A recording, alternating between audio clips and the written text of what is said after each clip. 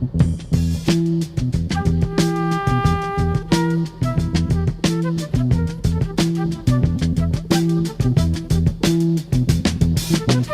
will not be able to stay home, brother. You will not be able to plug in, turn on, and cop out. You will not be able to lose yourself on Skag and skip out for beer during commercials because the revolution will not be televised. All right, everyone. Welcome to the first Paperboy Podcast interview. I'm your host, Brandon Marlowe.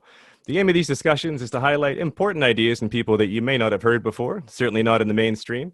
Each interview will be the companion or part two to the podcast I created around the same topic, and will aim to shed further light or give a different look on the same topic. So be sure to check out the previous episode, The Revolution Will Not Be Televised. And today we're going to be discussing all sorts of propaganda and how we can learn to either unplug from it, understand it in a way that allows us to see it for what it is, and how to wake people up from the hypnosis of mass media. I can't think of better people to do this than my guests today, Monica Perez and Brad Binkley, the co-hosts of the phenomenal Propaganda Report, where they dissect the mainstream media in a clear and concise manner. And I think most importantly, they always make a clear distinction between what is their opinion and what is fact. It is one of the reasons their show has become my go-to for sharing with people who haven't woken up to the propaganda around us. So Monica and Brad, thanks so much for doing this. Welcome to the show. Thanks so much for having us. Absolutely. So I was hoping we could kind of start with your guys' bio. Maybe Monica, we'll start with you, but I was hoping you could tell me a little bit about yourself and how did you get to a place where you're able to peek behind the veil, so to speak? Okay, well, this was nothing I had ever really envisioned where I would go. I was a banker. I was kind of wanted to plan for going back to work after my kids got a little bit older, and I was I wanted to try to be a hedge fund manager, something you could work 9 to 5. And I just stumbled upon, just scales kept coming off my eyes, including reading the book by Hans Hermann Hoppe, Democracy, the God That Failed. And I was so excited about these ideas because it had occurred to me that government is the absolute opposite of what they say it is. It's there to exploit you and your rights. And I just thought, wow, no one ever considers the possibility that government is a scam, whereas we're always taught that there was a time when nobody considered the possibility that God didn't exist, that it was just something that was undiscussable. And I discovered that was true about government, and I was just data dumping all this stuff on a complete stranger sitting next to me at a wedding. And she was a radio producer at WSB, and she just loved not only the fact that I had all these original ideas, but that they sounded crazy, but I didn't seem crazy, and that I could talk and never stop, no matter whether anybody was there or not. Yeah. And literally like that next weekend, I think she got me on the air on WSB on an on-air audition, basically. And I was on, I would say, virtually every Saturday. I mean, I had a weird schedule because of sports and everything, but my show ran continuously on the weekends for 8.5 years. And it's not my thing. Like, that kind of performance is not my thing, but I really felt like it was important to share ideas with people who weren't already turned on to them. And I really virtually never held back. I never really, I didn't dive into 9/11, but I didn't deny the truth. And of all the things I ever said, well, I guess Binkley has a funny thing about our very last show, or the last show before we got the word that it was gone. That was just this year. We started talking about Event 201. And basically, if you look back, we were just predicting the future because we knew it was coming. And the show is over, no explanation. But Binkley, it's funny. What was you said? I think in that one episode, that last episode before we found out, it came down. Yeah, we talked about predictive programming, 9/11. Sandy Hook was in there a little bit. I think the Boston bombing was in there. Event 201, of course. Yeah, maybe alternative universes too. I don't know. We covered pretty much the gamut. So Binkley, what about you? What's the question? How did you? Sorry, that means I had a very much too long answer. I was just hoping you could tell me a little bit about yourself and kind of how you got to this place where you're able to kind of dissect the mainstream media so well. I've always been into conspiracy theories, and I've just My dad used to tell me to go argue with a tree when I was a kid because everything he said, I'd be like, well, why? Why do I have to do that just because you say, Yep. tell me why, show me that this is the best thing to do. And I went to law school as well.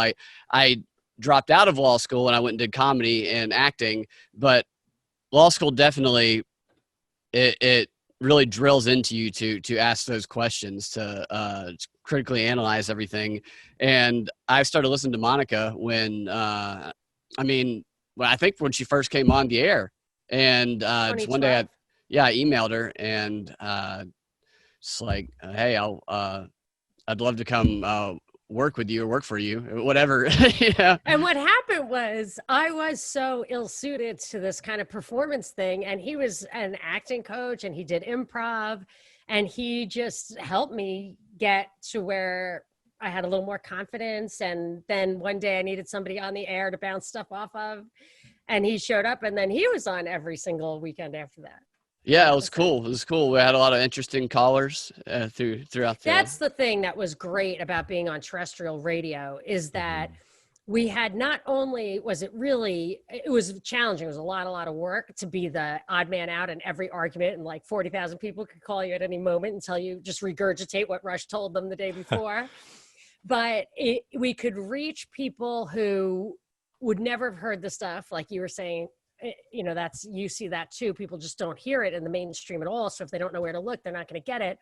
But I thought the best part about it, or the two best things about it, were that we had so many callers who were on our same page, or at least were willing to kind of figure out what was really going on. And they were from all walks of life, all social statuses, all kind of political backgrounds, all races. And it really gave the lie to all the stereotyping that the mainstream media wants you to believe in. Mm-hmm. And the other thing that was the most fun was that we would have trolls, or like people reading the script they got from their kind of activist workshop. And we would just stop them dead because they didn't know what to make of us. They were expecting Rush or Hannity, and they got like, oh, really? Tell me more, or that doesn't make sense because yada, yada. And I mean, people would just short circuit. Yeah, you could tell too, because they would start into the little script, and I would get all those scripts in email. If you sign up to these activist groups, they send you the scripts of what you're supposed to say in response and how you're supposed to address people. And then Monica would respond in a way that is not in the script, and they would kind of short circuit. Like that's really fascinating, because you think that, when you do podcasts like your guys, you're still kind of siloed in a way, right? You're basically talking to a captured audience or a captive audience that already agrees in a sense with the things that you're saying. But when it comes to terrestrial radio, you're going to get people skimming through the stations that happen to hear an interesting conversation, and they're going to come across kind of you countering those arguments in a way that they've never heard. So you probably converted a lot of people to opening their eyes, right? Yes. And then what's good and bad about, I was worried that I thought things were locking down. We got all of our stuff got deplatformed from WordPress. Our YouTube videos started getting not only demonetized, but struck, and you only get 3 strikes. So we could see it coming, and we started to do a daily podcast because we figured we're not going to get a daily show on terrestrial radio. It's probably going to go the opposite, and it did. So we started doing that, and it's much more fun and interesting because we can spend all of the time just researching and giving our ideas about the news of the day. And we're not really agenda based. I don't care about Q or Flat Earth or Trump or Biden. Like, I just want to know the truth. I really want to know what the hell's going on, but not even like that high up. I don't even care if it's like lizards or aliens or whatever. I just want to see where we can function and kind of stay ahead of the propaganda, which is what controls us all and convinces us to willingly give up our rights. But because we don't have that constant barrage of people whose worldview you're challenging and who are going to call up with anything from anger to, insults, that we can get a lot more done. And it's, people absolutely love it. And that is a lot of fun, but the extra work was probably worth it in reaching people who never heard it before. But you know what? After it went from Obama to Trump, and the same people who acted like they cared about Obama violating the Constitution, then they didn't care that Trump they made excuses for Trump. Then I realized, it was, even if I was reaching some people, the critical mass was I was never convincing conservatives that they betrayed their own values when they compromised about things or didn't ask for real evidence before you kill people who have never invaded your country. I mean, Syria has not invaded the United States. Like, we just need to stop dropping bombs on them. Or you have to tell me what you're going to tell St. Peter when he asks you why you didn't object to your tax dollars and your votes going to killing people you never Tiny met. bombs, St. Peter. They're tiny bombs. Yeah, I had a liberal say that to me. I was like, Obama dropped 20,000 bombs on Syria last year, and he said they were very little bombs. So I asked him for his address. I was like, I'm going to send you a very little bomb. I just kidding. Oh, and I mean, I think that really speaks to the strength and power of propaganda, right? They've come up through the years and years of being indoctrinated through the school systems and through the media and kind of every other possible facet of information. And until we've gotten to this kind of new wave of podcasting and alternative media, it seems like most people haven't really had an avenue to it. So I thought I'd just quickly read you guys a quote from a book called Propaganda, The Formation of Men's Attitudes by Jacques Ellul from 1965. It'll take me probably 2 minutes to get through, but I think it's worth it because it really highlights kind of where we're at with everything. So it goes, Ellul regards propaganda as a sociological phenomenon rather than as something made by certain people for certain purposes. Propaganda exists and thrives. It is the Siamese twin of our technological society. Only in the technological society can there be anything of the type and order of magnitude of modern propaganda, which is with us forever. And only with the all-pervading effects that flow from propaganda can the technological society hold itself together and further expand. Most people are easy prey for propaganda, Ellul says, because of their firm but entirely erroneous conviction that it is composed only of lies and tall stories, and that, conversely, what is true cannot be propaganda. But modern propaganda has long disdained the ridiculous lies of past and outmoded forms of propaganda. It operates instead with many different kinds of truth, half-truth, limited truth, truth out of context. Even Goebbels always insisted that Wehrmacht communiques be as accurate as possible.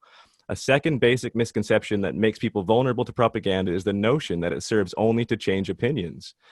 That is one of its aims, but a limited, subordinate one.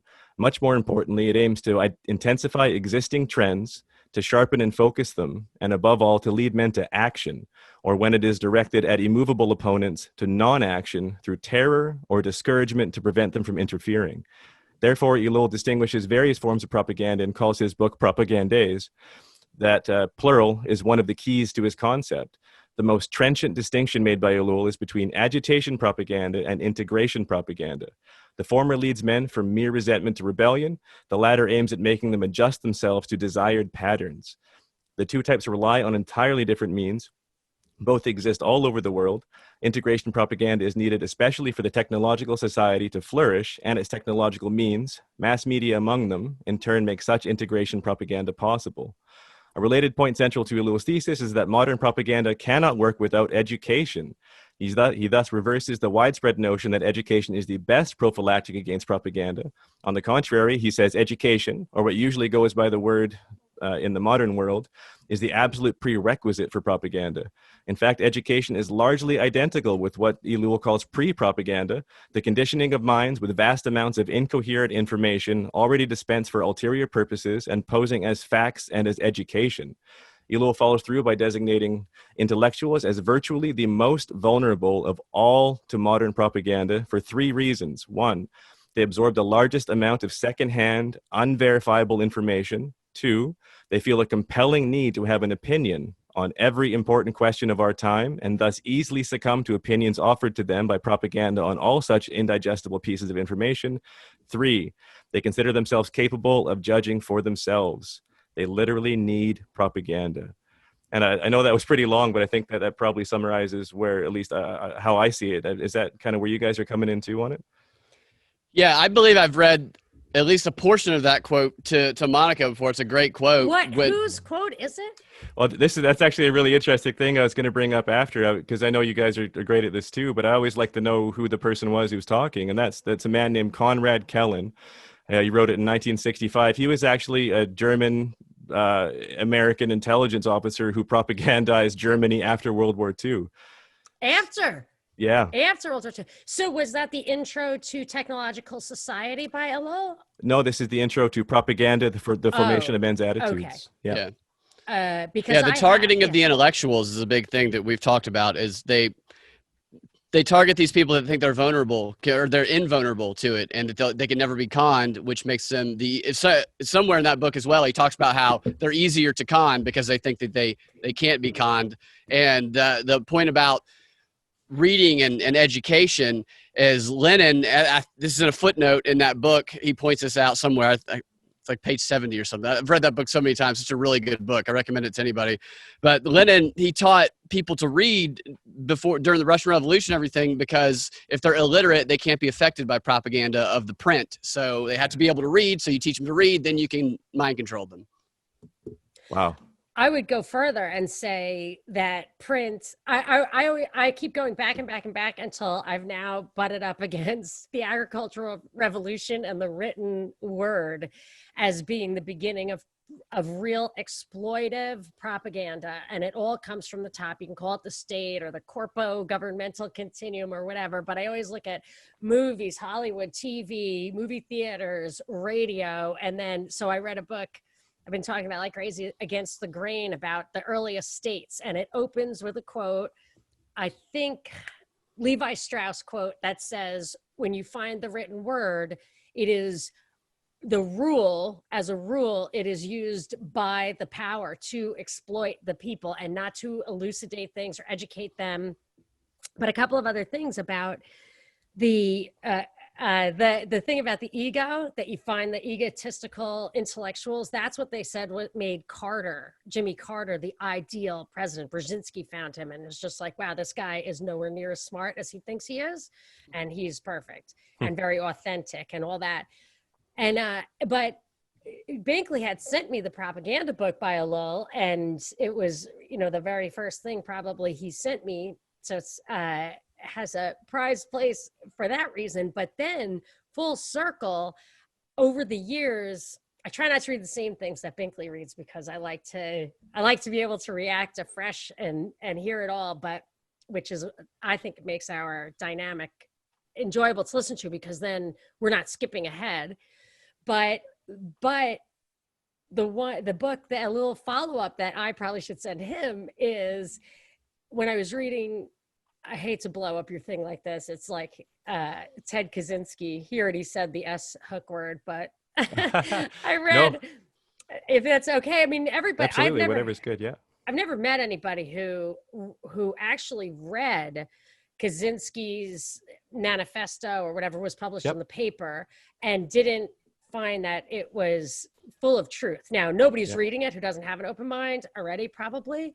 So I got his book he put out. He doesn't make any money off it, but from 2017, which was the manifesto with slight refinements and some other stuff. And he repeatedly cites a little technological society. And but Kaczynski's very easy to read. This technological society is really hard for me to read. I read at night in bed and I'm like, but the idea, I think the bottom line is that basically, and you can see it with the iPhone, the state has always endeavored to extract, or whatever, the government connected rich, or however you want to think about it. I don't think it's one or the other. They have always endeavored to extract the most possible surplus from the masses that they ever could. And that requires a level of control, surveillance, censorship, all this stuff that they've labored towards, but they could never really have until they could mechanize it and give everybody the monitoring devices. So like this thing right here, it's my bunny. This thing right here is what makes it possible for all of us, for this to actually finally become a totalitarian in the truest sense of the word state. And I think that Alul was way ahead of that, and so is Kaczynski. I mean, and now if you read Kaczynski, what he predicted was pretty soon it's going to be too late. And we're already past the point where he said it would be too late. So, but that of course is part of the quote you just read. They want you to say stuff like that. Yeah. They want you to say stuff that sounds defeatist. Yeah. Brad, go ahead. Oh, no, I was agreeing. Yeah, they want to demoralize. They want to activate certain people, and then they want to demoralize others to in action to where just they think it's impossible to overcome. So it really makes you wonder why they let out what they let out, and it kind of makes you question everything that's ever out, right? Like whatever they're letting out through the news, it means to me it's usually bullshit. And, why are they showing this to us? Yeah, it's there for a reason. They have to maintain credibility is the best you're going to get. And to me, that is 1% of it. Yeah, and it's never more apparent than in those stories about shootings, about people who get shot, because there are shootings every day, everywhere. And it's terrible. It sucks. It's bad. 13,000 a year. But when one particular shooting gets highlighted and then all the others don't, and you can see the divisive, the stories are picked based on their ability to divide for the most part. And there's a great tell on that too, is, shooting in progress and X and X. And it's like, really? There's definitely 500 shootings happening right now. Like, why is that one it's like a birth, there's always a shooting going on every 30 seconds. And that one is going to have a punchline. Yeah. Yep. Exactly. Yeah. Yeah, so that kind of transitions nicely into what I wanted to talk about a little bit. And the last episode, "The Revolution Will Not Be Televised," I highly featured kind of how the media is portraying hydroxychloroquine in the news, and just because it's so clearly vilified, right? I think we very obviously understand that there's an agenda behind that, but for most people, they have a really hard time gripping that. Like, why would the media lie to us? Why would they show us information that wasn't to our benefit, even if they are saying lemons and oranges and all that stuff is bad? And I'm a part of the Ice Age farmer chat, and they're always talking about kind of how to cultivate your own food and stuff. And they're even trying to villainize slugs. They're saying slugs can bring, I can't remember what the disease was now, but some awful disease that they obviously can't carry, just to make sure that you're not growing your own food, right? To try and encourage state dependence. So, I mean, like, I guess it's a two-part, but one, like, how do you find truth in media? And how do you teach people to find that truth? Can I respond to the hydroxychloroquine thing? That's what I was thinking.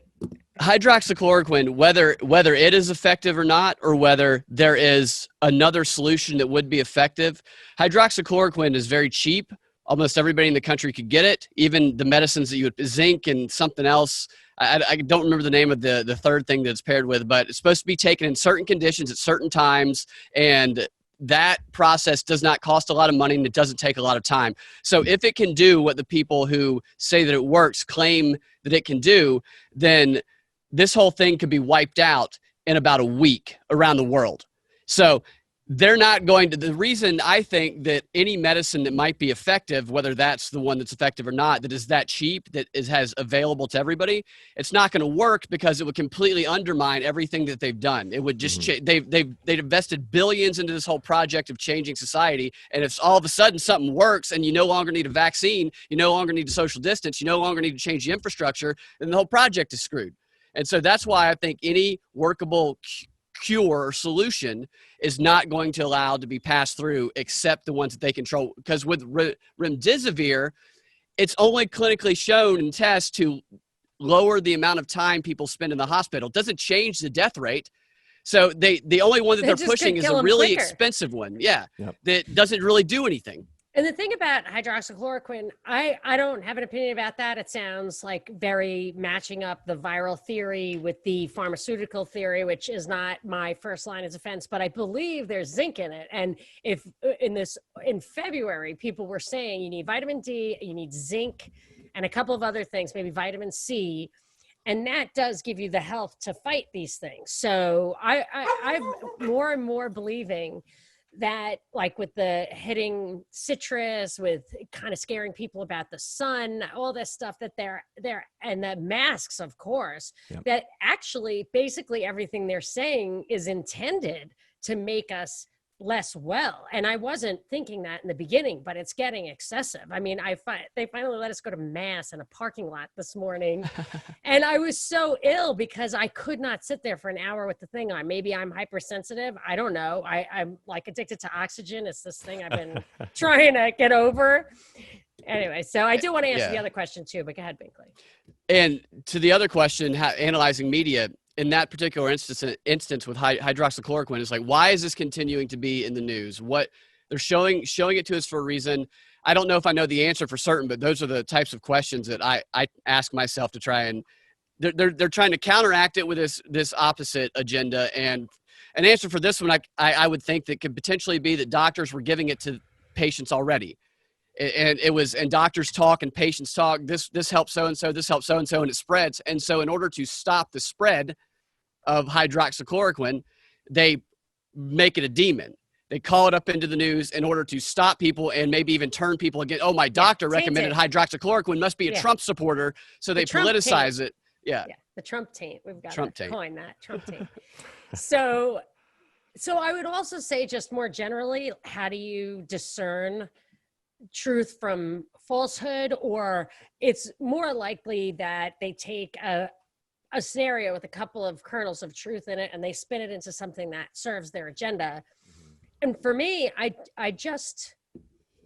it's like a two-part thing. I want to know what are the undeniable facts that you could actually verify. And people usually will say to me, well, you can't verify stuff. It's just, you just don't believe anything. I'm like, well, yes, I don't believe, why would I believe anything that is not proven to me? I don't believe anything except for the evidence of my own eyes. And by the way, the stuff you're reading tells me through psychology and sociology that I can't believe the evidence of my own eyes, that incentives aren't real and people aren't rational. But that is meant to undermine the things I can prove and make me not know what to believe besides authority. But usually for me, if it's very easy to fit a narrative into an obvious or pre-existing agenda, my standard for evidence is absolute. You need to, like the moon landing.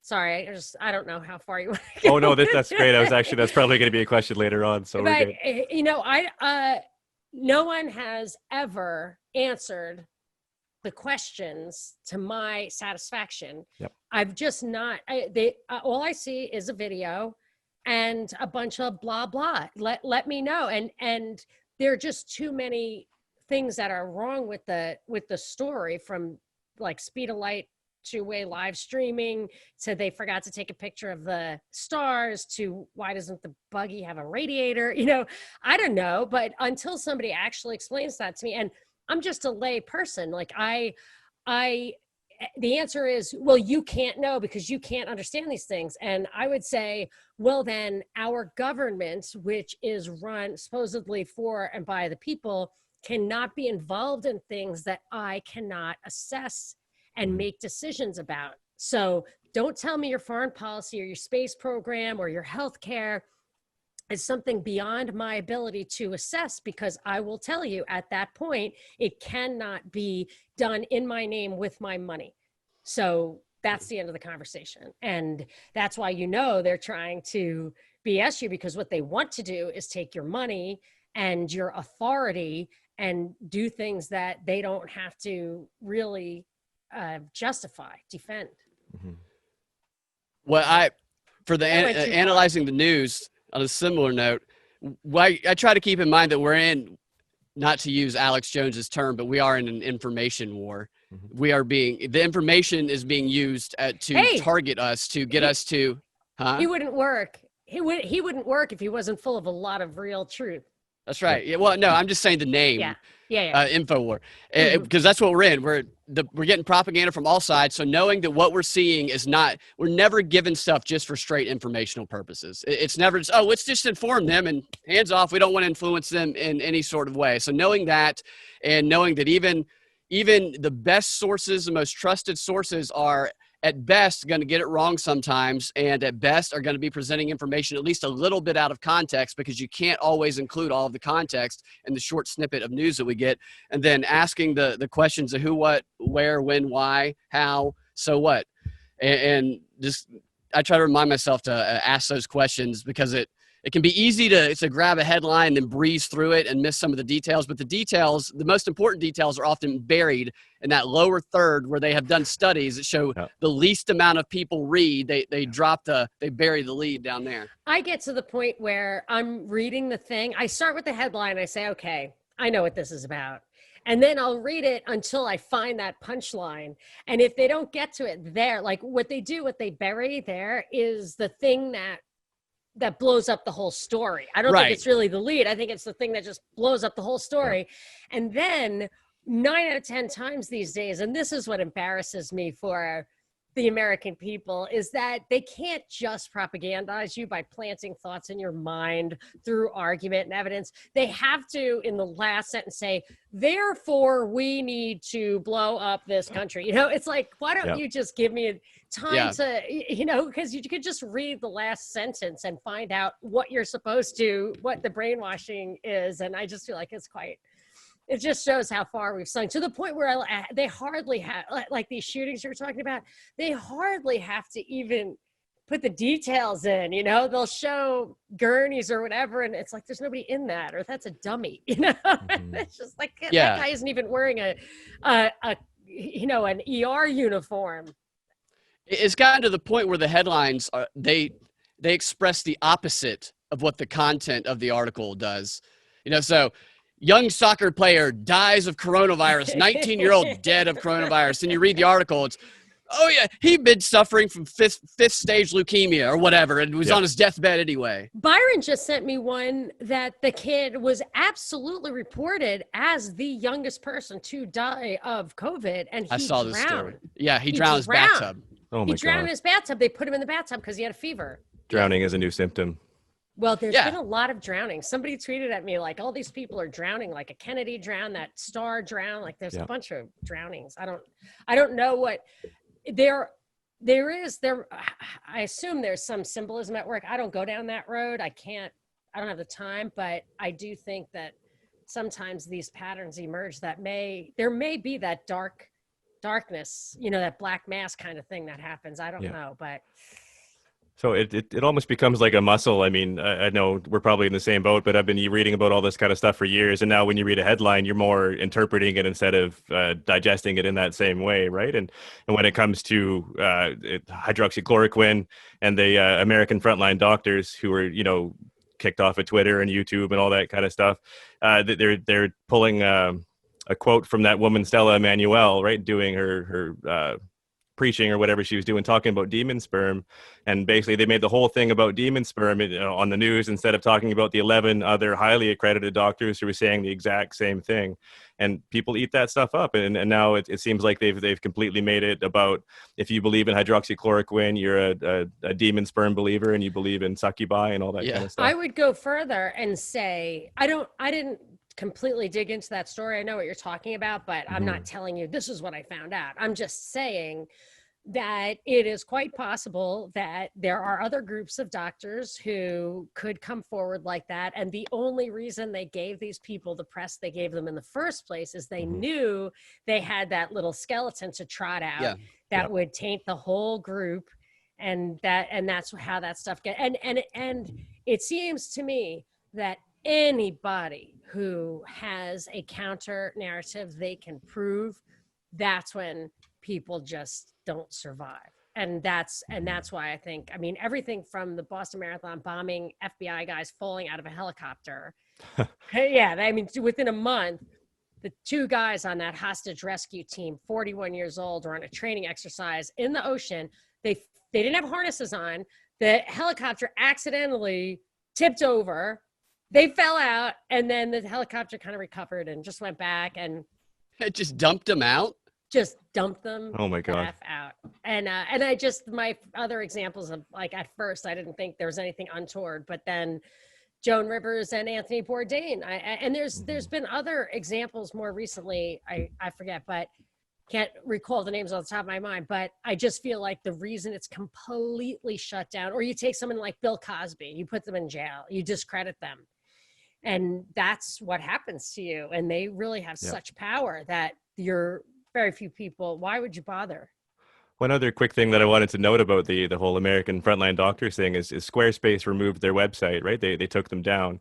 And then the CDC purchased AmericanFrontlineDoctors.net or something. I can't remember what the exact suffix is, but it redirects directly to the CDC website now. Wow. The more that happens, the more it convinces me that if someone were starting to feel sick, I would ask the doctor about hydroxychloroquine. Yep. Why? I don't understand. Because they're going out of their way to try and get people to not use this this medicine that some have said is effective, and it's cheap. I would say, I want to bring this all the way full circle. Even if the viral germ theory, can you tell I'm from New York? Even though the viral germ theory, I don't buy it. Even if you do buy it, even they say there's no cure for viruses. So whatever the hydroxychloroquine does, it must actually just boost your immune system to fight this thing itself. I mean, I'm not saying it must, but it seems to me. So that's why I look to the fact that they say it has zinc in it or whatever, that it's all about actually getting healthy. And that would be, that would be the thing that they don't want. And I think there's more than one thing that they're trying to get us to not do. Yeah. Go out. Like go outside. Yeah. Fresh air, sunlight, vitamin and C. good nutrition. See your and friends. They're cutting it. Yeah, they're cutting all of that. The food supply is not, I guarantee you, or I highly suspect that tortilla chips are going to be on the shelves forever, but maybe not oranges. The processed food is going to be there, but nothing that's fresh. And the studies, the meat went first. So that'll tell you maybe they don't believe their own vegan narrative themselves. The studies they use to discredit hydroxychloroquine that they keep repeating in the news, not one of them studies the actual conditions that people have claimed it works in. So the studies have been of something completely different. What are the conditions?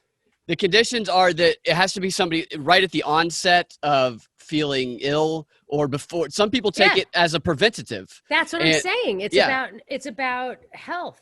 And they're giving it to people who are already intubated in the hospital, and they're not pairing it with the other drugs and other treatments that these people are using it with. And they're using this, and CNN, MSNBC saying it's debunked and this, debunked that. Snopes gets involved. Snopes is so full of it. It's unbelievable. Well, there you go. There's a tell. If you do not believe in something, if you want to know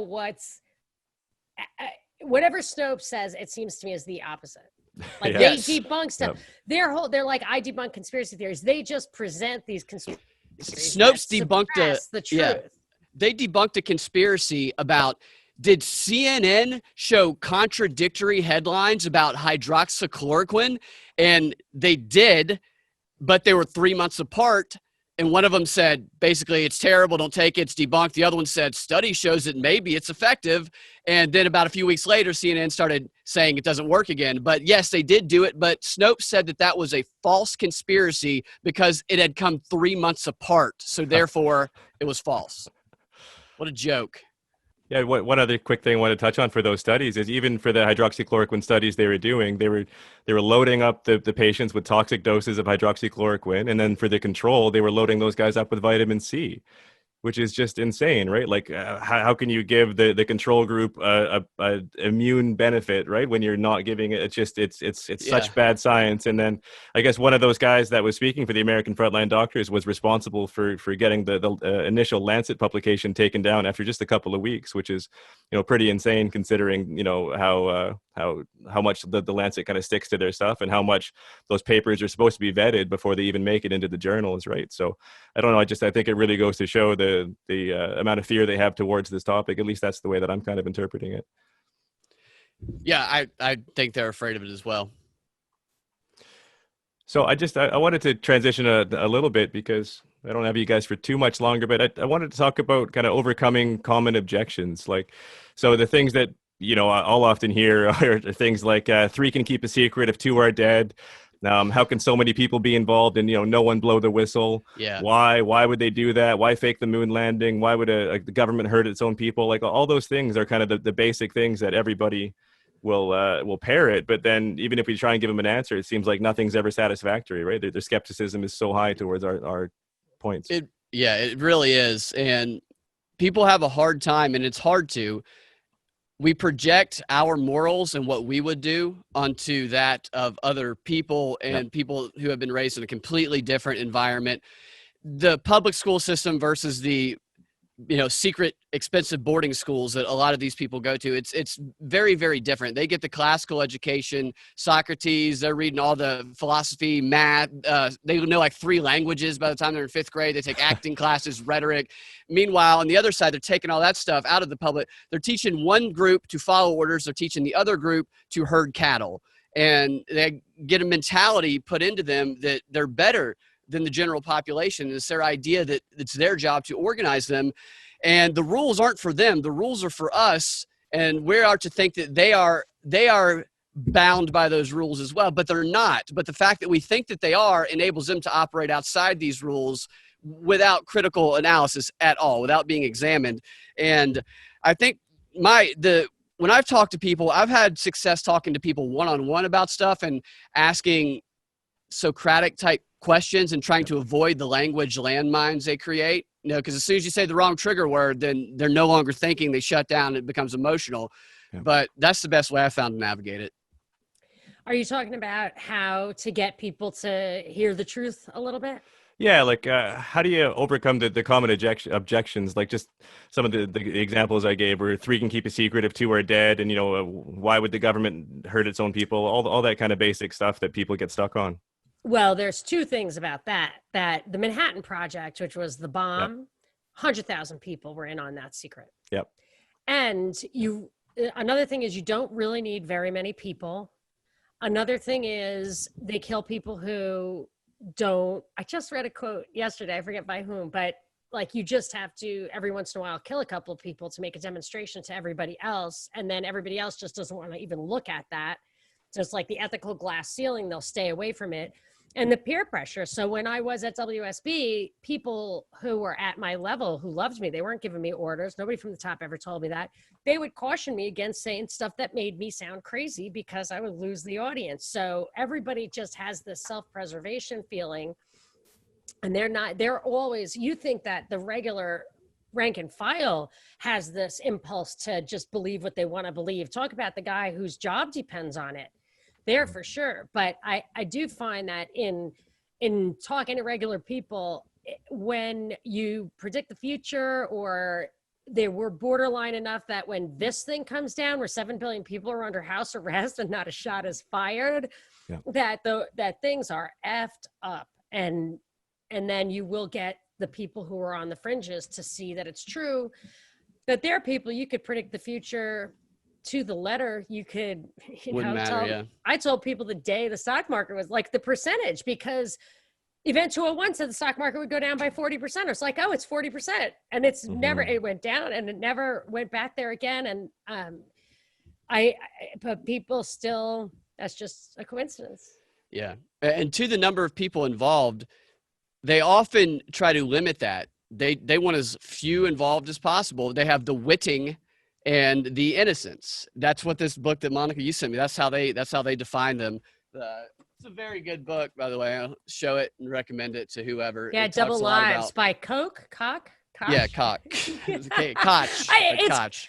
Koch is how we call it. I think so. Yeah. But yeah, so if it's much easier if you get people to believe in it and take action on the belief so that they don't have to feel like they're.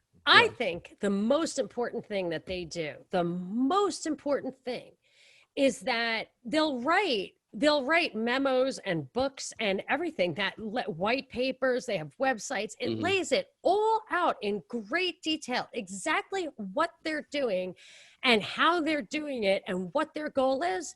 But instead of saying we want to establish a world government, they say global governance. They put everything in this flowery BS language. It's like Keynes and the sticky wages. We need to inflate money because wages are sticky and markets won't clear. And I finally told somebody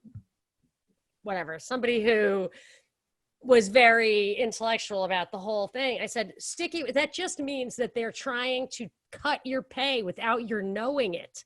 Right. That's what it is. That's what it is. And he's saying that's what it is. And he's saying that's why he's doing it. And everyone's like, it's just economics and it's fancy and you can't understand it. And it makes me nuts because it's just and then they think they're so great. I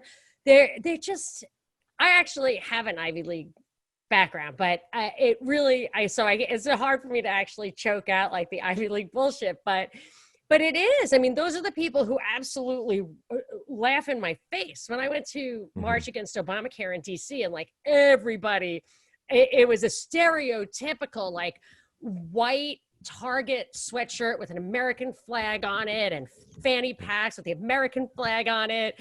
And I was there as a libertarian wearing Ron Paul shirt.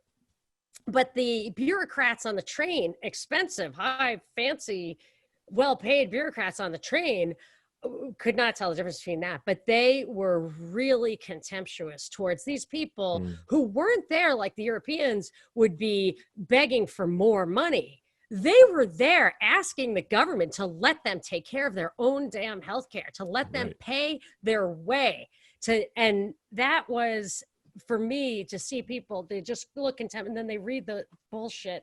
And I just, you know, it's a South Park thing, if you don't mind a little vulgarity. They sniff their own farts. Yeah, I mean, the financial aspect is something that I've been trying to hammer on with some of my friends at work and stuff like that, because if you try and go kind of too conspiratorial, I think that they tune out, right? But I think I learned it on your show, but the U.S. just reported that the lowest GDP since World War II, and somehow the stock market is still hitting these record highs. And then you just have to ask them the question, well, how is the stock market still going up if nobody's working? And what you can follow through with is this: when that happens, what happened actually is probably all the people in the market, when it was here, the retirees, when it went down 40%, they knew they can't go back to work. They had to sell. So it's all the dumb money, sells. They took away pension funds and gave us 401ks. Now everybody sell. And then I was like, that's it. It's time to buy. Anybody who was in the room for Event 201 or whatever knows that it's then time to buy. So you have the people who have assets and cash and money, and they get the benefits of that inflation because they understand it. But people working at McDonald's, if they were making $7 an hour and that thing went down 40% and then it's back up to where it was, let's say, I mean, I think that represents a doubling of the money supply. Yep. Do you think the people at McDonald's all of a sudden are making $15 an hour? Well, they will, because there'll be a minimum wage law, but half of them will get fired to get to that point. But their wages, it's the Keynesian thing. Their wages will not respond to that. So it's just the inflation always and only benefits holders of assets at the expense of those who must continue to earn wages in real time. And you'll see it yourself. Go to grocery store. Well, yeah, they don't pay them more, but they do give them a new label. They're frontline workers, brave frontline workers, but they still get paid the same minimum wage. Here's your raise. Yeah. Man, so I know we don't have much more time here, but I just I'm not in a huge rush. Oh, okay. Are you guys okay for like a little, maybe 20, 25 or so? It's fine with me. Okay, that'd be great. Let me just text my wife real quick because she might be coming home with. Sorry, I always just try to. My house gets a little crazy, so I can usually carve out an hour, but since the natives are not restless, that was a triggery thing to say. Yeah, sorry. I can't believe you said that. Sorry, you might have to eat that. Triggered. I don't mind using the F word and stuff, but I don't want to insult people. But anyway. Anachronistic expression.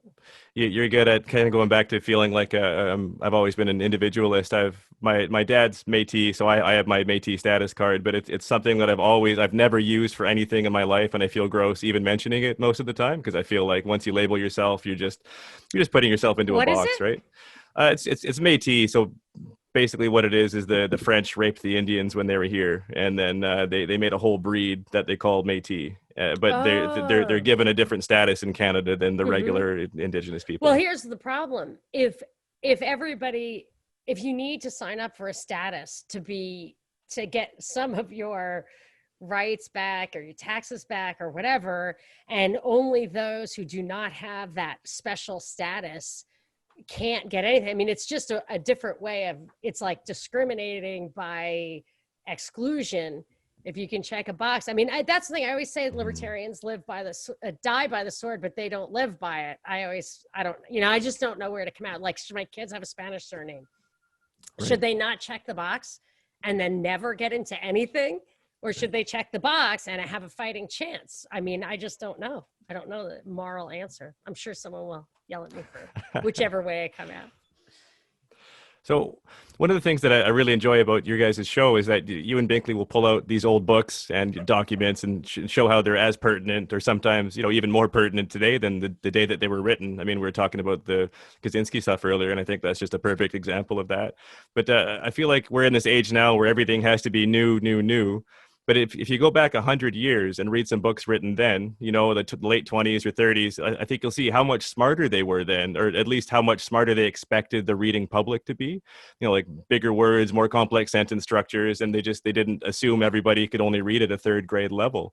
So, I mean, if you go even further back, I think one of my favorite books and one of the most inspiring things I've ever read was Meditations by Marcus Aurelius, right? Written in, I think, 161 to 180 AD. But it's this beautiful meditation on Stoicism and how he lived his life. It was never meant to be published. And when you read through that, it's just like it completely breaks the paradigm of this kind of strict evolution of life and intelligence to get to now. Another one you might like, I like that one too, is the Yoga Sutras and Swami by Patanjali, and then I have a version by Swami Satchidananda, which is 3,500 years old, and it absolutely anticipates Christ's message. It's really spot on. I'd love to check that out. But yeah, I agree with that. And you go back, there was a quote I read one time. I wish I knew who said it, and I wish I remember the quote exactly. But it's that all things are Greek in origin. All ideas or all thoughts are Greek in origin. Now, the Yoga Sutras are not Greek, but the idea is like there's nothing new under the sun when it comes to thoughts after the competing intellect of the Greeks. But I have a 15 volume set called The Story of Civilization by Will Durant. He was a pretty famous historian at his time, and he would do in, I think, New York City, he would do these classrooms after hours for workers to learn history. And these books, which he introduces with an apology for how intellectuals and academics will ridicule somebody who puts together a pot boiler or narrative or teaches the masses these big ideas. It's a 15 volume thing that I mean, like I said, I have all this education. That thing, it is absolutely on a par with the stuff I should say it was certainly an effective way to communicate with people who were intelligent and could think, maybe didn't know much about the subject, but could understand it all. The idea that he was designing that stuff for the coal miners or whatever, the subway workers, is a testament to what you're saying. Mm-hmm. Yeah, those old books, Plato, Aristotle, all of them, they show Meditations. That's a great one. It shows reflection. It shows that you had to sit and reflect in creating that work. And that's something that we don't do. We try to escape that at all costs. And we have the Netflix, we have video games, we have everything right in the palm of our hands that can prevent us from having to sit and reflect. And that's when we really develop those deep thoughts, is in those moments of reflection, which is scary for a lot of people. And that you put it that way makes me think of that, it folds in with the two-party thing. They were reflecting, and one thing you have to do, and I think it's a little bit of a sign of maturity, or mental health or something, you simply must be able to have some objectivity, some ability to take your own interests and what you want to believe out of the equation and just say, okay, what is the real truth? Let's lay bare my instincts, my soul, my logic, my thinking, everything open, and face with courage what may be a truth I don't want to hear. I don't want to hear it about Vatican or libertarianism or whatever. I'm not defending the Vatican, but whatever. Or Jesus, I don't know. Whatever it is that you don't want to face the reality of, it takes courage, maturity, intellect, and confidence in your ability to sift through that stuff. And but I feel like the two-party psyop that we have, the Republican Democrat, it actually tells you that every body of thought comes in a package, and that then you have cognitive dissonance just subscribing to one or the other, because you haven't learned how to not only discern right from wrong, truth from fiction, but one issue from another. Yeah, we speak in memes now, and emotional memes and symbols on Twitter. That's become the language. And the memes are all connected in one, you're either a deplorable or a communist. Like that's it. You can't, even the kids are like that. There's like, they make fun of the other meme threads. Right. Then you start going deeper, and then the two sides unite and they attack you. Totally. What is going on there? Is that Edmund? Oh, there's dogs. There's dogs running through space left and right back here. That was a good one. We just got a great one. Yeah, you're blowing up my whole idea of space there. Yeah, well, it's because they're looking for that cat saucer. So when it comes to kind of the older books and stuff containing knowledge that people can't probably handle now, and the cognitive dissonance that you're mentioning seems to be like genuinely an engineered feature, not a bug, right? Like they want people to not be able to handle other viewpoints and all that kind of things. Do you think that it's easier to propagandize the public now than it was, say, 20 or 30 years ago? Absolutely. I think the way that Edward Bernays used to talk about, he would just giddy in his books over the idea of radio and film and television, because it was newer back in when he was writing his first books.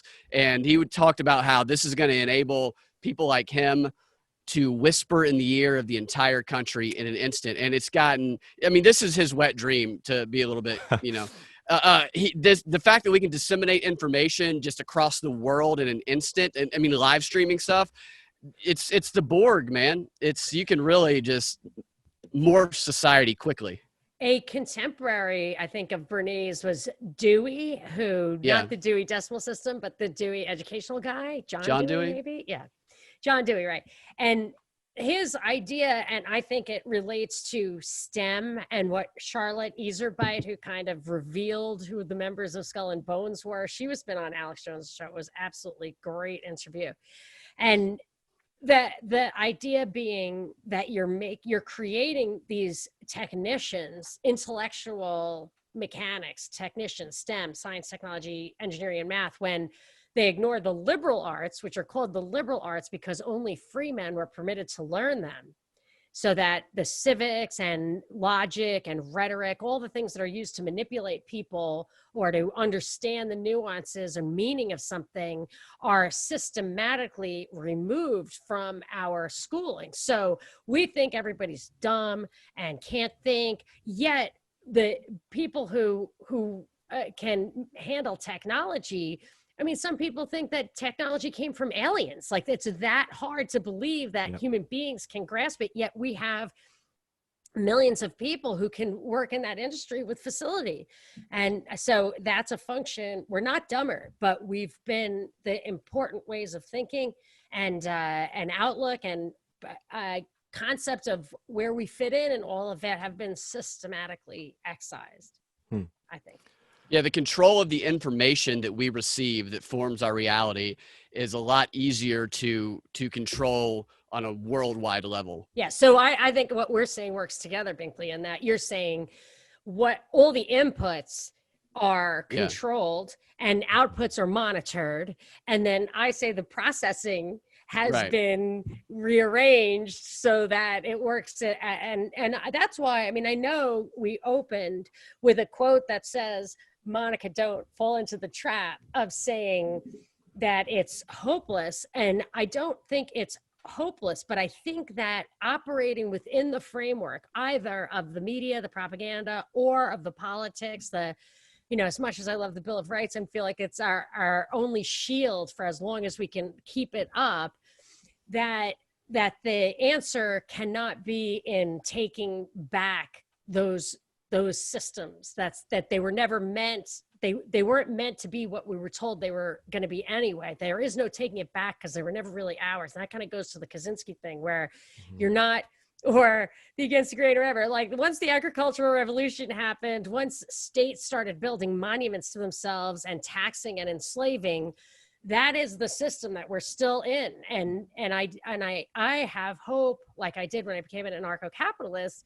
I had hope that once you realize that government is a scam, society is self-ordering. That was the hope. And now I see that the whole system, the framework, even the technological world we live in, is the scam.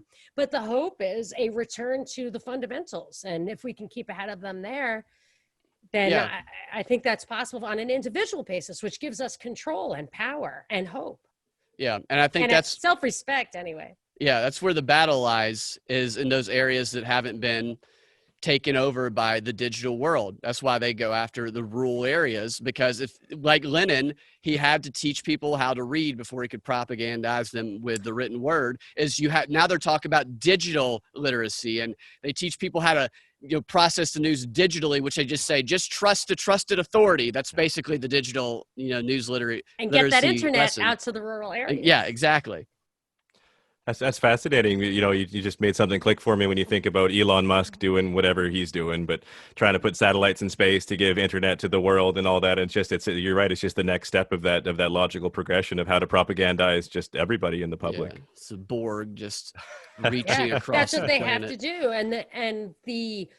I think of this, that the idea of live free or die, Patrick Henry, like every patriot who's locking themselves in their houses right now, think that they would do that.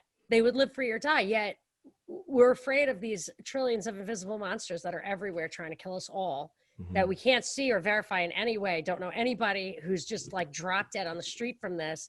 And I feel like if the answer is, if it comes to the point where the answer is assert your autonomy or submit to slavery, my goal, I'm a philosophical agorist. I'm not sure I will ever grow that chicken myself, but, and I know you're supposed to raise chickens, but I feel like if we continue to identify that and any other solution anybody wants to come up with, but that is something that's in your control. And I think that's where you don't need hope or faith or organization. You don't need permission. You don't need anything. You can either do it or you can't do it. And if you can't do it, then hopefully this isn't the only life.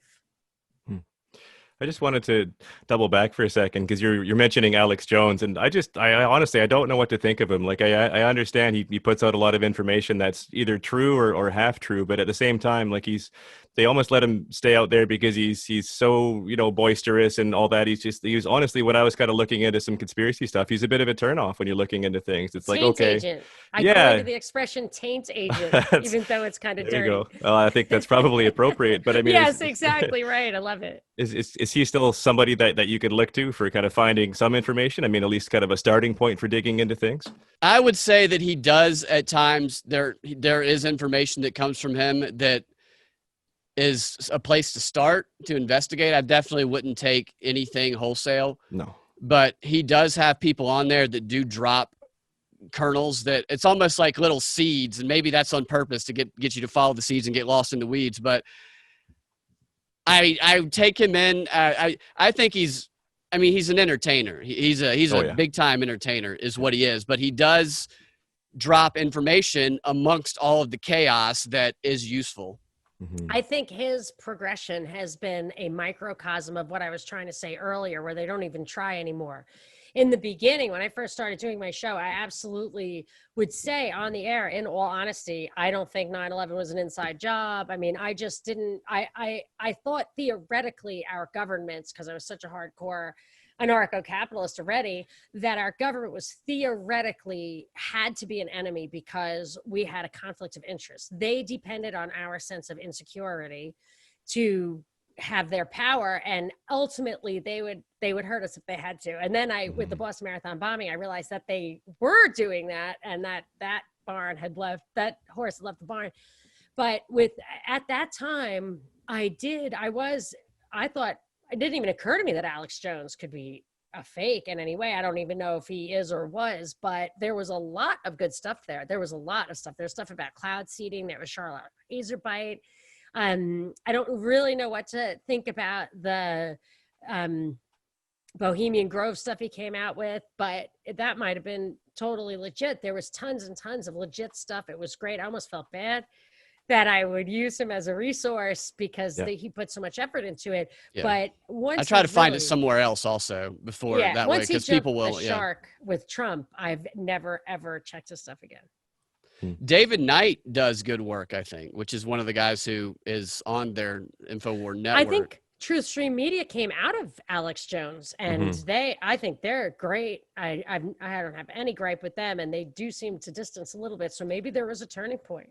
Even sources I trust almost completely, I will try and verify Trust on. but verify. Yeah, because it's just so even the people you trust 100% are gonna, get it wrong sometimes. They're gonna make mistakes. And then you're caught holding the bag if you just repeat it. Yeah. So, I mean, for me, I guess I always listen to you guys. I think James Corbett is one of the gold standards, right? I wouldn't check his work. I mean, I'm not saying you shouldn't, but his research is his thing. I mean, it's just Binkley does plenty of research, and I do enough. But I'm like you said at the beginning, half the time I'm like, this is just my opinion. But with him, he gives you the evidence. You can actually follow up on it. Yeah, so. Yeah, I mean, like if the world were just, I imagine he would have a Pulitzer by now, right? For doing the work that he does, but that's just never coming his way. I'm honestly amazed that his website is still up with the amount of knowledge that he puts out there consistently. But he and Ryan Dawson are both in Japan, so I don't know what's up with that. But I maybe they'll have to move eventually. But I guess that's a better place than the land of the free. Yeah. So, I mean, who are some people in the alternative media that you look to? I mean, I don't necessarily mean that you trust wholeheartedly, but I mean, given that the mainstream can't really provide anything for people, who are some people that you do look to? I can't think of too much alternative media that I use because one, and I said this before, and it's just absolutely true. I really don't like to go to people who are kind of doing what I'm doing, giving their impressions of what is really going on 100%, because I don't want to interfere with my own ability to just kind of nakedly look at stuff. And as soon as I get a plausible narrative, I'm going to just move on. And I noticed that didn't really work for me. And I prefer to just, so most of the alternative stuff, unless it is pure research, I'm not going to spend a lot of time on, and in which case I just work on this discernment by following up on the mainstream media stuff, which has a lot of facts. Like they have a lot of facts. You have to just keep clicking through until you see documents. And if you don't, then it's bullshit. But that's how I spend most of my time. Yeah.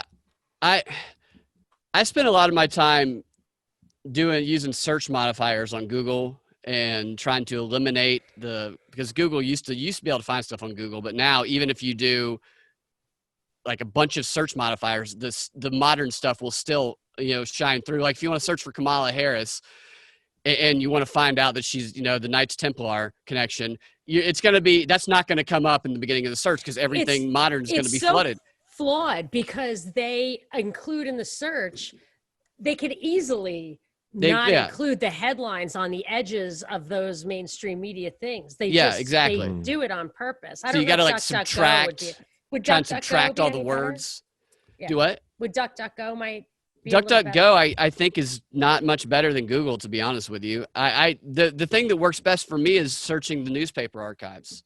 Having a specific topic in mind or person and going to newspaper archives. There is a newspaper site of all newspapers around the world. Newspapers.com. Yes. Is that it? Yeah. And you can screen for English. And boy, I use that all the stuff time. about Ebola. Liberia was, I think, a U.S. colony, basically. Yeah. And they speak English. And so the comments on the newspaper, they had comments. So you'd have people saying, this guy was caught putting formaldehyde in our drinking well. And guess what? Formaldehyde like liquefies your organs, which is what they're telling us Ebola does. I was like, whoa. Yeah. Even that's probably getting pared away over time. But I think those little research techniques are where you can at least get a thread to pull on if you smell a rat. Absolutely. For deep dives and for finding out about new people that come onto the scene or people who are new to me anyway, the newspaper archives are very, very helpful. As for podcast, I listen to No Agenda sometimes. They'll have some unique information on there that they bring in. Corbett definitely, and because I like to hear just what he thinks about it. In fact, I disagree with him a lot, but he always has unique opinions. Is Scott Adams. Okay, yeah, that's interesting, and he even kind of did an about face recently on Bill Gates and his involvement with the remdesivir and vaccines and all that stuff, right? Yeah, I thought that was really Scott interesting. Adams now doesn't like Gates, or he used to? Scott Adams used to love Gates. Scott Adams is a very smart guy, but I've kind of seen his progression a little bit over the past couple of years to where he just thought it was crazy that there's a conspiracy going on. He's Right. very naive about the fact that it was a little more controlled in the history of propaganda. And he's evolved in that he's started to see the BS a little bit more. I, for the first time, figured he was authentic when somebody, was it a CNN thing? I feel like maybe you were aware of this, Binkley, where they were saying, there was a truth, like this is true, remdesivir or whatever. And they were saying, are you seriously quoting Dilbert? Yes. And it was like, wow, Scott Adams is for reals. Whoa. Yeah. You know, as soon as you start getting hit by CNN, of course, as soon as I say something like that, then like everybody needs to get hit by CNN to see like Q and Alex Jones, which is what's happening. Like as soon as Hillary said Alex Jones, I mean, I actually got it once before when Bill O'Reilly, somebody on his show told him, started saying stuff about Alex Jones, like these guys don't get airtime on Fox or in a presidential campaign if they're truly dangerous. But I did want to add one thing about sources. So I guess most of what I did, to the extent that I really want to understand, it's more opposition research than actual what sources you use. So I'll go to the World Economic Forum, to the Rockefeller Foundation, to World Bank. The International Monetary Fund has a blog that'll make your blood run cold. You know, they mean it. It's that intellectual crap, that mumbo jumbo, where they're just like, oh, we figured out a way to make negative interest rates, you know, and the bonus is that if people aren't nice, their money gets turned off. It's like, that's fucking crazy, you know? Those think tanks, those panel discussions that they have at all these think tanks. And then it's those, like, oh, this is a professor at Georgetown. And it's like, what is wrong with you people? I mean, we literally have a clip of them laughing about collapsing societies from destroying countries. the guy from the Chatham House. I am dead. What Sir Andrew Wood introduced, and he jokingly says, "I'd like to break up countries." Everybody has a good laugh about it. Except for the hostess, who was a young cow. She's like, you know, and you're like, yeah, sorry, honey. Meanwhile, the video has 8 views on it. You know, this 2-hour panel discussion. Right. So that's it. You do that too, Binkley. You go to the source. I call it the source. Yeah. I'm curious if you guys have seen any of Mouthy Buddha's documentaries. He's got one called Pedogate and Pedogate 2. They're about 20 minutes. You can find them on BitChute or anything like that. But it's a hard watch, honestly. Like, I've got a couple of young girls, and so I was looking hard into how far all that stuff goes, basically. When I first had my kids, I get obsessive about stuff, and it's like, okay, I need to know where and how I can have my kids safely, right? But anyway, when you watch those documentaries, he breaks down how he's gone through researching it, and one of the main tools he uses is Yandex, the Russian Google, basically. And I found that to be phenomenally helpful for looking for anything in the West. I mean, if I'm not looking for Russia stuff, but if I want to find something about Obama or American politicians or whatever, it'll be on the top page. I was going to say that I was going to chime back in and say, frankly, I'll go to RT or Sputnik or Pravda. Not even, I mean, RT, I saw that thing go from plausible to complete propaganda, just complete BS. However, it does give you the propaganda, the alternative propaganda, which in itself has its own evidence or lack of evidence or whatever. But at least like Belarus, it's like, oh, they're protesting Belarus. Is that good or bad? What's really going on? Well, it took about 2 seconds reading RT to realize that the guy totally won legitimately, and we're trying to undermine it. And now they have like thousands of people in the street trying to overturn this completely legitimately elected government. I think, I mean, I got to do more work on it, but I wouldn't have been able to say, okay, that story makes sense. And then some RT stories don't make sense, but at least you understand the other narratives without having to like, oh, who could possibly be, you know, interested in the outcome of the Belarusian election. By Yandex, huh? I didn't even know about it. Yeah, like if you got a stomach for it, honestly, anybody who's listening, they're really hard to watch, those 2 documentaries. But in the second one, especially, he goes through.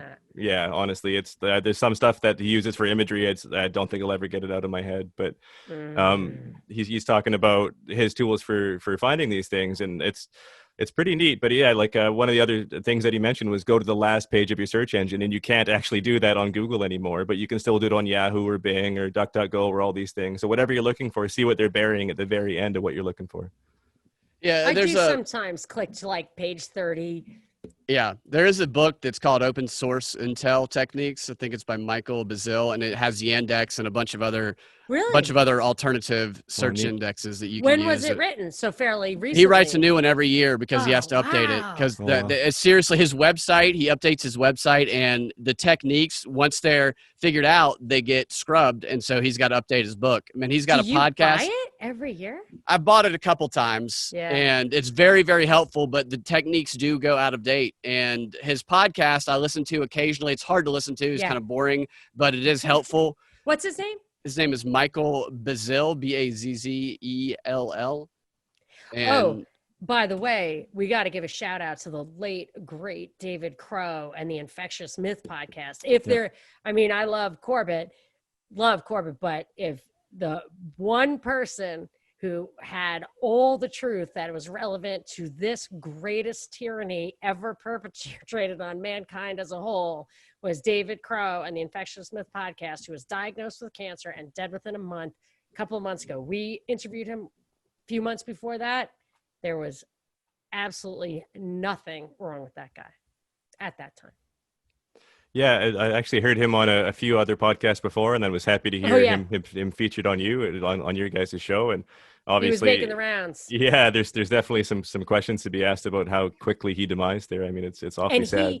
he would have had all the answers about the vaccine and stuff. Yep, He would have had all the answers. I mean, the studies, how to analyze the studies, what the catchphrases were. There is no replacing that guy. And I think that sends a really direct message to anybody who's out there trying to do real research on these things, right? Like they make it I mean, it's not like he's publicly executed, but it might as well be for the sake of most people's opinions who are looking into these things. I just wanted to shift gears a little bit before we run out of time here. It's kind of related, but I'm wondering, in your guys' opinion, who sits on top of the power pyramid? Like, is it the global groups like the CFR and Bilderberg Trilateral, or does it go even higher than that? I think they are part of it. I think they make a lot of the policies there, these think tanks. I think that the people that probably exercise the most power, we've probably never seen or heard of them. Yep. I asked somebody who travels in those circles, somebody who I really like and trust, and I think he's naive. He's like, there is no conspiracy. You're crazy, blah, blah, blah. He's one of those intellectuals, right? No, he's not really an intellectual, but yes, yeah, he's European high society. And they're just absolutely think that this black and white idea of economics and justice and, you don't understand, people are stupid, like that kind of thing. It only comes in the European. I'm not trying to insult Europeans. I'm sorry, but I just it's probably the subset of Europeans who go to Harvard. I was like the token poor kid. I was at Harvard, and they're like the richest. So you meet Mexicans at Harvard who are paying their own way. They're rich. They're not the token poor kids like me. So they have very elite attitudes, if I'm allowed to generalize. He was one of those types.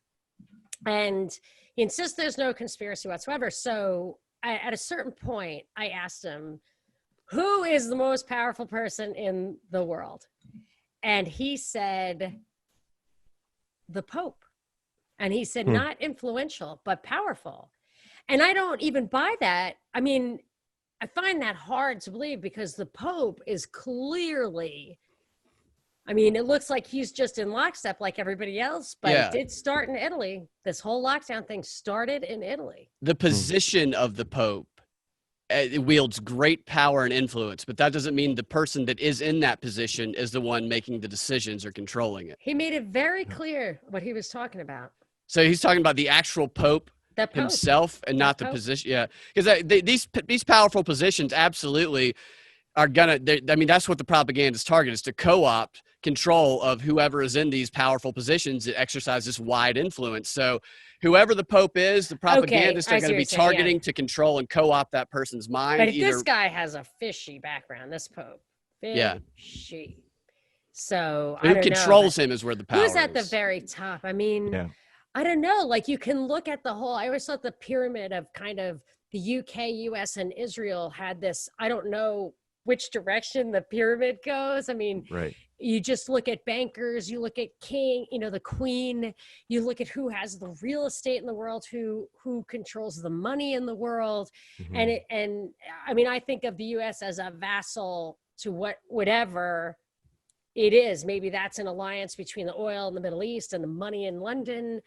I really don't know. That could be too simple because you can find that stuff all over the internet. It does not get scrubbed. So Yep. is that where we're supposed to kind of dead end, and it's something even bigger than that? And then beyond that, I think I keep concluding that there's no way to make that information valuable, that you have to actually go in the other direction and just figure out how to grow stuff. One interesting Lizards. I'll go with lizards. Yeah, I mean, that's Well, the thing. there you It's like go. at a certain point, Yeah. you go, if it's higher than the queen, if Yeah. it's got the queen driving him around, then maybe, Yeah. maybe it is. Maybe it's some kind of interdimensional being. Well, and one thing that's really stuck with me, and it's such a hard thing to have a conversation about with anybody because they just think you're absolutely nuts. But if you look at the Pope's audience hall, like it looks like he's speaking from the mouth of a serpent. Like it's built to look like just if Google it when you have a second, and you'll see it. And you see speaking. There's even like teeth, and there's all sorts of like the imagery Wow. and symbolism is incredibly strong. It's hard to not see it. And just I can't think of a more symbolism laden organization than Catholics, right? So Yes. nothing is done without intention there. And the fact that The they're rituals. I can't really yeah. get into I mean, I'm a practicing Catholic, Right. but I really have a hard time with the rituals. yeah, I mean, it certainly speaks to something I'll have to look something in there. that. Yeah. Oh yeah, I I've try seen to- this picture before. This picture is wild. I have to take Yeah. pride in, I try to always be objective and face the stuff. And I'll tell you the truth, I could forgive the church basically anything as long as I could get the sacraments. And they're not even letting me have that now when we're on the verge of, their argument is that we're all going to die. I'm like, well, then isn't that even more of a reason to let us, have the sacraments? So what am I looking at? The Pope's Reception audience hall? hall. Yeah, it's the audience hall. I can't remember when it was built. I think it was the mid 80s, but it's been there for a while. I'm not sure. 1980s? Yeah, I think 84, 85. I can't remember. It's been a while since I looked at the page for it. I typed in the Pope speaks from the mouth of a snake or lizard. It was the first, and I clicked images, and you can see a bunch of images. Pope, yeah. Wow. You see it? Oh my gosh. It's pretty wild, honestly, when you look It at is. it. Oh, Yeah. that's such a bummer. Yeah, just And it- I'm it sure makes if you wonder. dig in, it gets worse. Like, what is behind him? What is Oh, that? that's a statue of Jesus after the apocalypse. So it's after the nuclear apocalypse, I think, with half of his face melted off. So it's I like mean, from Jesus rising through here, the ashes. it looks like Beelzebub. Yep. Like from the squishy image, I can see just not Yeah, really paying attention. Honestly, if you look up closer at that statue, it looks like a Metallica album or something. It does not belong yeah, like anywhere the near. T-shirts of my teenage son. Yeah. is what that's like. Tool and. Yeah. So, yeah. I mean, I didn't mean I'm to with get you, super. man. Like I don't. I'm not defending that stuff, and but that's when you start thinking, okay, there's like this occult magic black mass kind of thing going on. I don't know. Yeah, I mean, I think you mentioned Truth Tree Media earlier. They did a really good piece on that, right? On the masking of the public and the ritual initiation, right? It really lays it all out there. And that was Julian Huxley. I mean, he wrote that decades ago, and all they do, they just read it and intersperse quotes from the press. And it's just, you just great. hear it Yeah. like echoing into the from ages ago into the present. And it again, like, how can you deny it? And you can't see, but this is the thing. You can forever be chasing these symbols and images and everything. And I think, I'm not discouraging anyone from ferreting out every rabbit hole there is, but it can empower that stuff. Yep. It empowers it, and you acknowledge it and you fear it.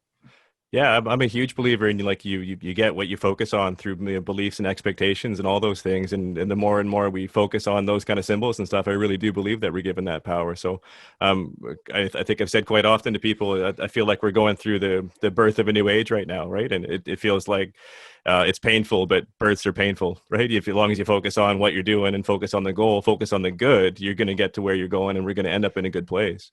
And always acknowledge that you are an individual with power, which is why the fourth industrial revolution stuff of the World Economic Forum, where she actually says in the video they put on YouTube, which again has like 80 views, it says like one of the challenges we're going to have to face is that we need free thought zones, because when biology and technology merge, where are you going to go to think? And that of course is where you have to draw the line.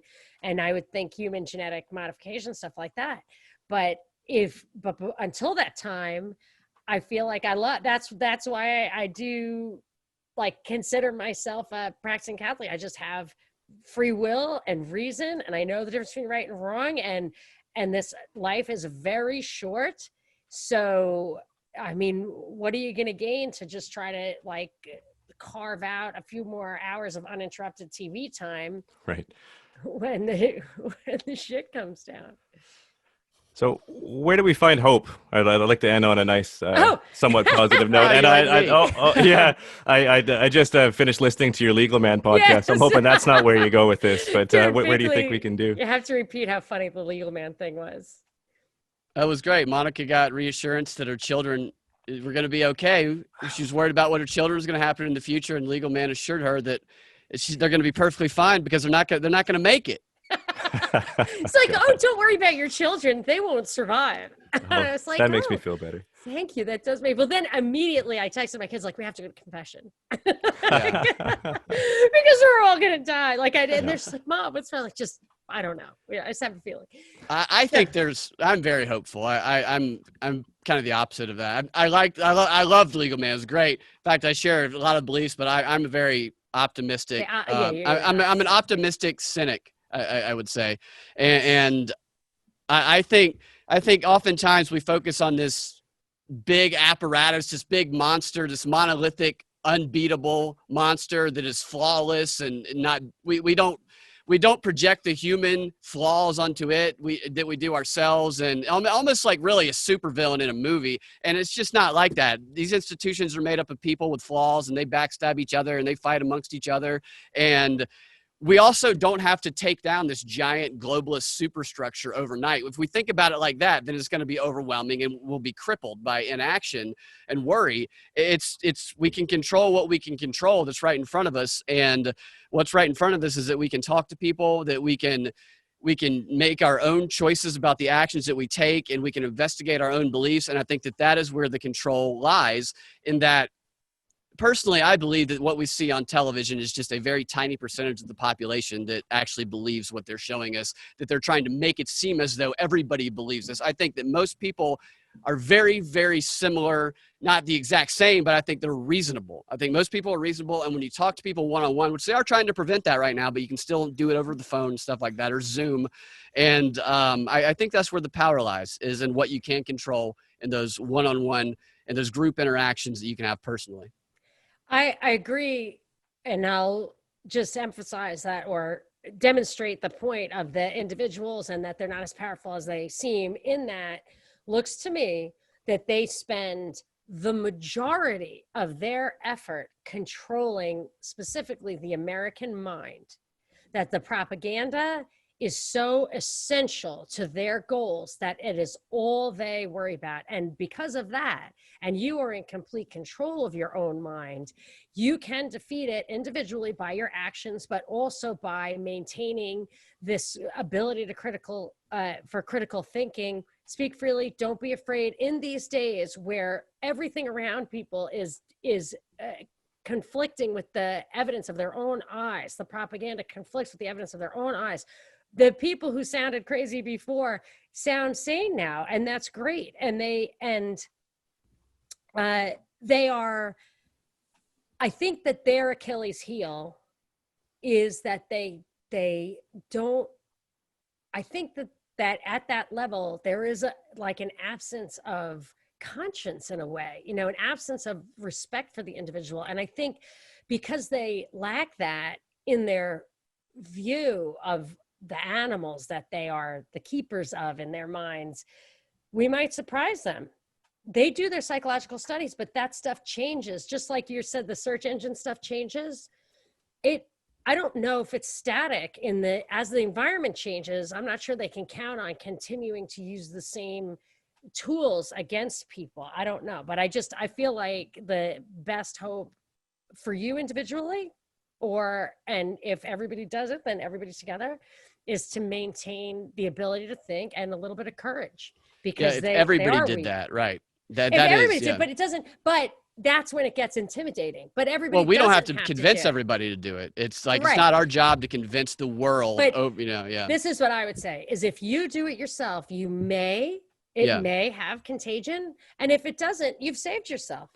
I think, right. And it does have contagion from my experiences. It does, but it doesn't even matter, because what are you here for? Are you really here to watch YouTube and eat junk food? I mean, I love that, but I'm just saying, like, what are you really here for? It's to save yourself. And maybe it's all just a test. Maybe there is a St. Peter, and at the end, his only question is, did you vote for evil? Even the lesser of two evils. And you're like, oh shit.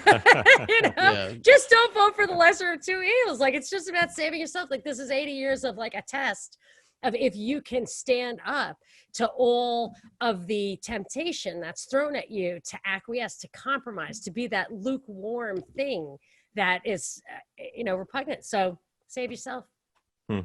Yeah, I think that lines up perfectly with what I've been thinking for at least the last years. But it's if I can make myself as capable as possible, right? If I can be as functional of an individual as possible, to remove the dependencies on the state, and to kind of get my family away and build up a little bit of a community. And I've been trying to get some people together for a while, and it's amazing. Everybody likes the idea, but nobody wants to take action. So it's so hard. I tell this to my wife all the time. She has her own business, but it's like if nobody wants to organize things. So if you can put it together and show that you're capable of it, people will show up. People love to follow, but nobody wants to take action and do it, right? Our show, I get messages every day from people. I just got a message this morning that I thought to myself, was that from Brandon? But it wasn't. It was from someone else who said the exact same thing. I work night and day to get my self-sustaining lifestyle up and running, and it's just constant work. But hey, like, you can only rely on yourself. And I feel like this is I thought all the scales had fallen from my eyes. And now all of a sudden this year, 2020, whole new set of scales fell from my eyes. And as soon as that like moment of despair, hope just cropped right up in front of me, because I could see, that's the truer nature of man. Like, that's the salvation.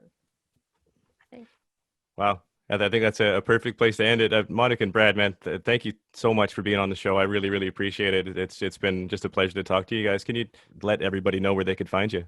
Sure. We do a daily show called the Drive Time News Blast, and it's part of our kind of overarching show, which is the Propaganda Report. So on any, whatever your favorite podcasting feed, you can find the Propaganda Report. But every day we do a 30-minute show, 45 for patrons, of news of the day from a perspective of truth, liberty, and justice. And we also do deep dives where Binkley brings like these smoking guns out of the mouths of the people who are plotting this stuff. It's really amazing. And by triggering me, a very amusing conversation ensues.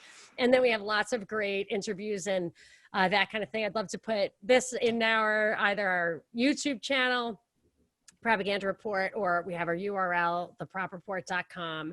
And my Twitter is at Monica Perez Show. Binkley is at Freedom Max Radio. And if you can always reach us any time, one way or another, through that. And it's been such a pleasure talking to you, Brandon. It has. Yeah, guys, thank you so much. You can look for the Paperboy Podcast wherever you get your podcasts. We've got weekly interviews with amazing guests just like these guys, where we explore everything on the fringe, from conspiracies to geopolitics to consciousness and spirituality, everything important that the mainstream will never touch. And we've got a monthly deep dive podcast where I'll present clips and commentary from around the world to really flesh out one specific topic. So make sure you check out episode 1 to see what I'm talking about. The revolution will not be televised, where I show examples of media all over the world trying to spin their narratives to manufacture consent, and compliance. You can keep up with me on Twitter at _YourPaperboy, Instagram at Paperboy Podcast, or just look for the Paperboy Podcast on BitChute and because YouTube. the revolution will not be televised. The revolution will not be televised. The revolution will not be brought to you by Xerox in 4 parts without commercial interruptions. The revolution will not show you pictures of Nixon blowing a bugle and leading a charge by John Mitchell, General Abrams, and Spyro Agnew to eat hog maws confiscated from a Harlem sanctuary. The revolution will not be televised. The revolution will not be brought to you by the Schaefer Award Theater and will not star Natalie Woods and Steve McQueen or Bullwinkle and Julia. The revolution will not give your mouth sex appeal. The revolution will not get rid of the nubs. The revolution will not make you look 5 pounds thinner because the revolution will not be televised, brother. There will be no pictures of you and Willie Mae pushing that shopping cart down the block on the dead...